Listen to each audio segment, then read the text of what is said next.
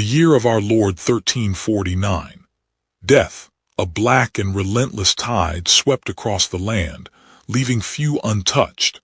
Even within the hallowed walls of the Benedictine monastery, the shadow of the plague lingered, a constant reminder of mortality. Lord Alaric, burdened by the weight of his responsibilities, struggled to maintain order in his dwindling lands. The plague had decimated the workforce, leaving fields untended and the coffers empty. Fear, a far more virulent disease than the pestilence itself, gripped the hearts of his people.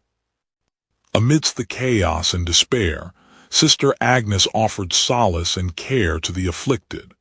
Her gentle touch and unwavering faith provided a flicker of hope in the face of overwhelming suffering. She moved among the sick, a beacon of light in the encroaching darkness. The daily ritual of collecting the dead became a grim spectacle. Brother Thomas watched as the cart lumbered past, each body a testament to the plague's insatiable hunger. His faith, once a source of unwavering certainty, began to crack under the weight of so much suffering. In the village church, Lord Alaric attempted to reassure his people, promising divine protection and swift retribution against those he deemed responsible for their plight. But his words rang hollow, masking the growing desperation in his heart. Rumors like wildfire spread through the village. Whispers of witchcraft and demonic pacts filled the air, fueling the growing paranoia. Accusations were easily made, and justice became a swift and brutal affair. Sergeant Marcus, Lord Alaric's enforcer, enforced the Lord's will with ruthless efficiency. Accusations were immediately followed by arrest, and interrogation was rarely gentle. Brother Thomas observed the unfolding events with growing unease. He questioned the methods used to extract confessions, and feared the consequences of such unchecked power. Within the depths of Lord Alaric's manor, the truth was not sought, but forced. The dungeon, a place of shadows and screams, became the focal point of his desperate attempt to control the spreading panic. Lord Alaric, hardened by years of war, believed that fear was the only language the villagers understood. He entrusted the gruesome task of interrogation to Sergeant Marcus, a man whose methods were as brutal as they were effective. Sister Agnes, risking her own safety, offered what comfort she could to the victims of Lord Alaric's justice. She cleaned their wounds and whispered words of solace, a small act of defiance against the prevailing darkness. As the days grew darker, Brother Thomas found himself increasingly torn between his duty to the church and his growing sense of moral outrage. He knew that something had to be done, but the path forward remained shrouded in shadow. The whispers started subtly, like the rustling of rats in the walls. Fear, a far more potent contagion than the plague itself, began to grip the village. Accusations born of desperation and ignorance festered in the shadows. Sergeant Marcus, ever eager to please his lord, relished the opportunity to exert his authority. He was the embodiment of Alaric's iron fist, a man whose brutality was only surpassed by his unwavering loyalty. Sister Agnes, her heart heavy with compassion, continued her work among the sick and dying. She offered comfort where she could, a beacon of hope in the encroaching darkness. Lord Alaric, his face grim, addressed the growing unrest. He promised order, vowing to root out the source of their suffering, no matter the cost. His words, though intended to reassure, carried a chilling undertone. The accusation fell upon Alara, a woman known for her herbal remedies and solitary ways. Whispers of witchcraft and poison quickly solidified into accusations, and Sergeant Marcus was swift to act. Brother Thomas watched the spectacle unfold, his heart heavy with dread. He knew the power of suggestion, the ease with which fear could twist truth into grotesque shapes. In the relative safety of his manor, Lord Alaric wrestled with the growing chaos. He saw the accusations as a threat to his authority, a challenge to the order he desperately sought to maintain. Alara was thrown into the manor's dungeon, a place of darkness and forgotten horrors. Sergeant Marcus wasted no time in beginning his interrogation, his methods as crude as they were effective. Sister Agnes, hearing of Alara's plight, attempted to offer her solace, but the guards, under strict orders, barred her entry to the dungeon. Her pleas fell on deaf ears. Brother Thomas, haunted by the events unfolding, sought solace in the monastery gardens. But even amidst the tranquility, he could not escape the nagging doubt that gnawed at his conscience. Lord Alaric listened to Marcus's report, his expression betraying nothing. The confessions, however extracted, would serve his purpose. Order would be maintained, even if it meant sacrificing the innocent. As Sergeant Marcus emerged from the dungeon, the screams of Alara still echoing in the stone corridors, a chilling realization settled upon the village. The reckoning had begun. Lord Alaric observed the scene with a grim satisfaction. The fear that radiated from the accused was a balm to his own anxieties. He needed answers, and he believed pain was the surest path to them. Brother Thomas prayed silently, his heart heavy with dread. He was there to offer spiritual solace, but he feared his presence only legitimized the unfolding cruelty. Sergeant Marcus enjoyed his work. He saw it as a necessary evil, a means to protect Lord Alaric and maintain order in a chaotic world. Alara trembled, her body racked with fear. She was accused of witchcraft, of spreading the plague through dark magic, but she was innocent, she swore she was. The screams echoed through the dungeon, a horrifying symphony of pain. Brother Thomas closed his eyes, his stomach churning. He couldn't bear to watch, but he couldn't leave either. Lord Alaric's voice cut through the screams. He wanted a confession, a name, anything to justify his actions. The plague had made him desperate. The strappado followed. Alara's shoulders screamed in protest as she was hoisted into the air, her own weight tearing at her joints. Still, she maintained her innocence. Brother Thomas, his voice trembling, dared to plead for mercy. He reminded Lord Alaric of the sanctity of life, of the teachings of Christ, but his words seemed to fall on deaf ears. Lord Alaric silenced Brother Thomas with a sharp rebuke. The church offered comfort, but he needed results. He needed to stop the plague, and he would use any means necessary. Days blurred into nights. Alara was denied sleep, her mind pushed to the brink of madness. The relentless questioning, the constant pain, eroded her will to resist. The water poured, filling her mouth, her lungs, stealing her breath. Alara's mind fractured. She would say anything, confess to anything, just to make it stop. The confession was extracted, a hollow victory bought with pain and despair. Brother Thomas watched, his heart heavy with the knowledge that the truth had been sacrificed on the altar of fear. The air in the chamber was thick with the stench of sweat, fear, and stale blood. Lord Alaric watched, his face betraying nothing, as the torturers tightened the rack's gears, stretching Alara's limbs further. Each turn of the wheel brought a fresh wave of agony, forcing screams from Alara's lips. The bones in her arms and legs creaked ominously, threatening to snap. She begged for it to end. Sergeant Marcus, his face a mask of indifference, continued to tighten the rack, ignoring Alara's pleas. He was a tool of the Lord, and mercy had no place in his duties. Brother Thomas watched, his stomach churning, his faith tested by the horrors he was witnessing. He struggled to reconcile the Lord's teachings of love and compassion with the brutal reality unfolding before him. I confess, Alara rasped, her voice barely audible. I made a pact with the devil, I spread the plague. Her words were hollow, devoid of conviction, driven only by the unbearable pain. Lord Alaric nodded slowly, a flicker of grim satisfaction in his eyes.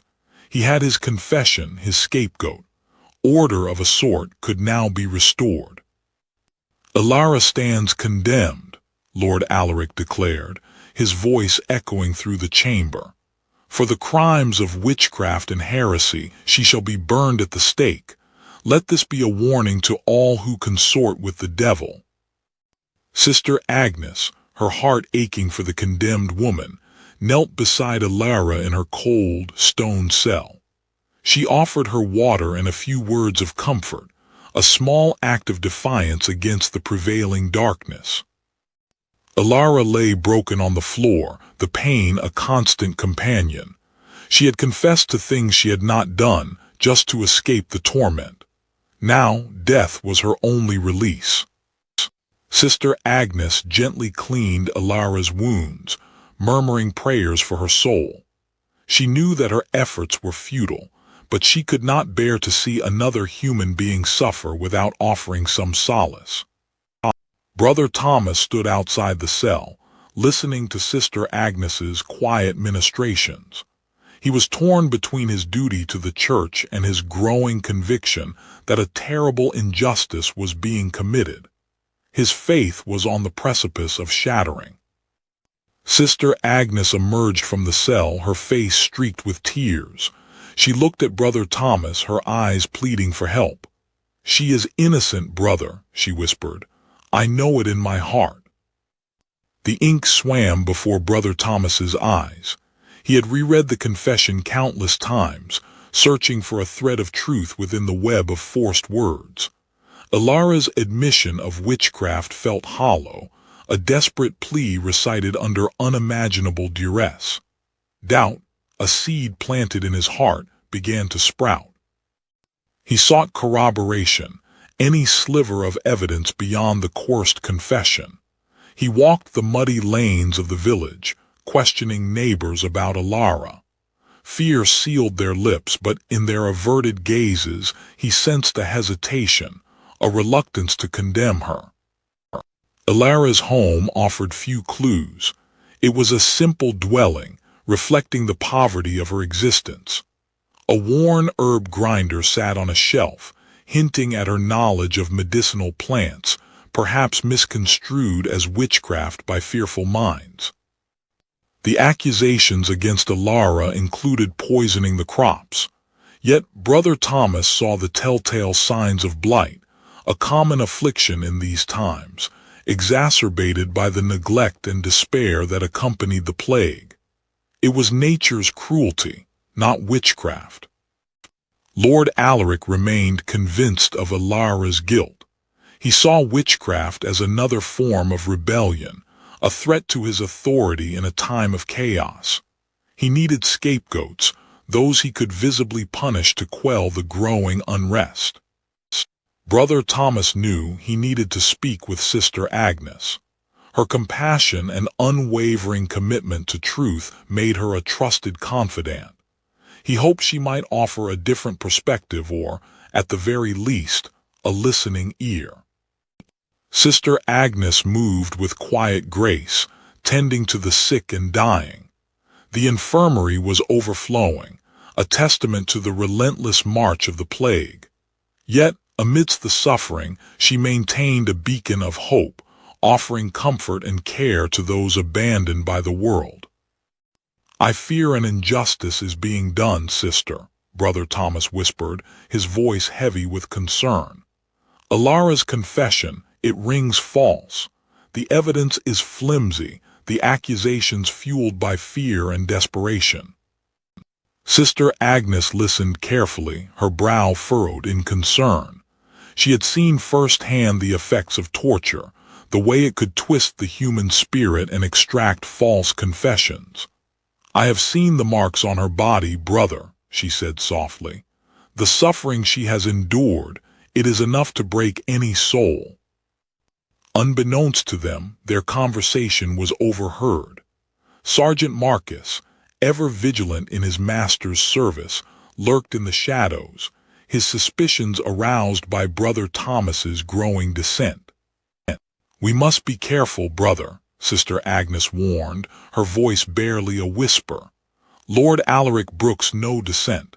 Questioning his judgment is a dangerous game."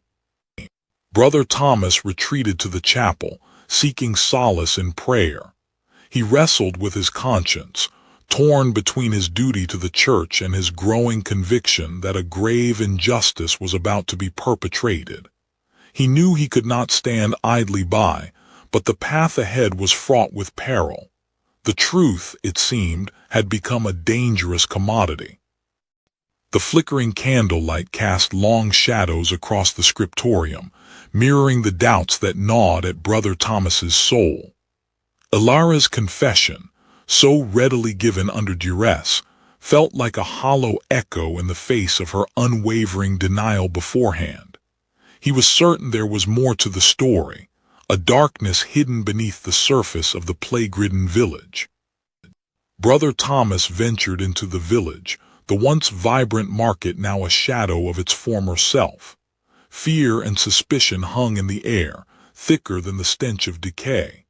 He sought out the merchants, those who stood to gain from Ilara's downfall, their faces carefully guarded, their eyes betraying nothing. Lord Alaric reviewed the reports from the village, his brow furrowed. The plague tightened its grip, and the people grew restless. He needed order, and he needed it now. Sergeant Marcus stood ever vigilant, a silent shadow awaiting his lord's command. A villager, eyes darting nervously, spoke of whispers of merchants conspiring, of Ilara's land coveted by many. Fear choked his words, but Brother Thomas gleaned a name: Godwin, a wealthy merchant known for his ruthless ambition. Sister Agnes continued her work amongst the afflicted, her gentle touch and unwavering faith a beacon of hope in the face of despair. She knew Ilara was innocent, and she prayed for justice, for truth to prevail over fear. Brother Thomas confronted Godwin in his shop, the air thick with the scent of ill-gotten gains. Godwin, a man of bulging girth and shrewd eyes, denied any involvement, his words smooth and practiced, but a flicker of unease betrayed his composure. Sergeant Marcus watched from the shadows, his eyes narrowed with suspicion. Brother Thomas's inquiries had not gone unnoticed. The sergeant felt a growing unease, a sense that the monk was getting too close to the truth. Driven by his intuition, Brother Thomas sought out Godwin's abandoned warehouse. The air inside was thick with dust and decay, but the monk pressed on, searching for any sign of wrongdoing, any clue to unravel the web of lies. Tucked away in a hidden chest, Brother Thomas found them, documents detailing the conspiracy, Godwin's plot to seize Ilara's land, and a list of those who aided him. And there, amongst the names of greedy merchants and corrupt officials, was a name that chilled him to the bone: Sergeant Marcus. In the shadows of the village, Sergeant Marcus met with Godwin, their faces grim. The monk's meddling had to be stopped, by any means necessary. The stakes were too high to let the truth come to light. Clutching the incriminating documents, Brother Thomas raced towards Lord Alaric's manor, his heart pounding in his chest. He knew he was walking into danger, but he could no longer stand idly by while injustice prevailed. Brother Thomas stood before Lord Alaric, presenting the evidence he had gathered, the documents spread out on the Lord's table. Alaric listened intently, his face a mask of stone. The fate of Ilara, and perhaps the entire village, hung in the balance. The die was cast. Brother Thomas, armed with the truth he had unearthed, sought a reckoning. He could no longer stand idly by while innocents suffered under Lord Alaric's cruel regime. Sergeant Marcus, ever the vigilant gatekeeper, met Brother Thomas at the door. His suspicion was palpable, his loyalty to Lord Alaric unwavering. Lord Alaric received the monk in his solar. The room, usually a sanctuary of peace, felt charged with tension. Alaric's gaze was like ice, daring Brother Thomas to speak his mind. Brother Thomas laid out his findings, one by one. The inconsistencies in the confessions, the whispers of discontent among the villagers, the evidence of a conspiracy far greater than simple heresy. He spoke of Alara and the falseness of her torturous confession. At first, Lord Alaric dismissed the monk's accusations as the ramblings of a naive idealist. But as the evidence mounted, a flicker of doubt crossed his face, quickly replaced by a simmering rage. Brother Thomas produced a document, a sealed letter intercepted from a messenger, detailing a plot to undermine Alaric's authority and seize his lands under the guise of hunting heretics. The evidence was irrefutable. "Treason!" Lord Alaric roared, the word echoing through the solar. "You dare accuse me based on whispers and forged letters. This is a conspiracy against my rule." Brother Thomas did not flinch. "I accuse no one falsely, Lord Alaric, but the torture, the false confessions, they serve only to mask the truth, to silence those who would speak against this treachery." Drawn by the raised voices, Sister Agnes entered the solar. Her presence was a silent plea for reason, a reminder of the suffering that plagued their land. Lord Alaric ignored her, his mind consumed by the accusations. He paced the room, a caged animal wrestling with the truth, the betrayal, and the potential consequences. Sergeant Marcus, sensing the escalating tension, moved to stand between Brother Thomas and Lord Alaric, his hand resting on the hilt of his sword. The air crackled with unspoken threats. Finally, Lord Alaric stopped. A chilling calm descended upon him, a stillness that was more terrifying than his rage. "Very well, Brother Thomas," he said, his voice low and dangerous. "We shall investigate these claims, but if I find that you have misled me or worse, conspired against me, you will pay dearly." The injustice was a spark in the tinder of despair. Fear had kept the villagers silent, but witnessing Brother Thomas and Sister Agnes, symbols of hope, being paraded for execution, ignited a different flame. One voice, cracking with emotion, dared to break the silence. It spoke of Alaric's cruelty, of the false accusations, and of the blood spilled in vain. It was a voice of rebellion. Like a rising tide, the villagers surged forward, their numbers swelling with each passing moment. Pitchforks and scythes, tools of life now turned to instruments of defiance, glinted in the sun. From the ramparts of his manor, Lord Alaric watched the unfolding rebellion. His carefully constructed world, built on fear and oppression, was crumbling before his eyes. Sergeant Marcus, ever the loyal hound, led the charge, his men a wall of steel against the surging tide of peasants. The air filled with the clang of steel and the cries of the wounded. The battle was a brutal dance of desperation. Villagers, armed with little more than courage and farm tools, fought against trained soldiers, their faces etched with a mixture of fear and determination. Bound and helpless, Brother Thomas and Sister Agnes could only watch as their flock fought and died for their freedom. The stench of blood mixed with the smoke of burning thatch, a grim testament to Alaric's tyranny.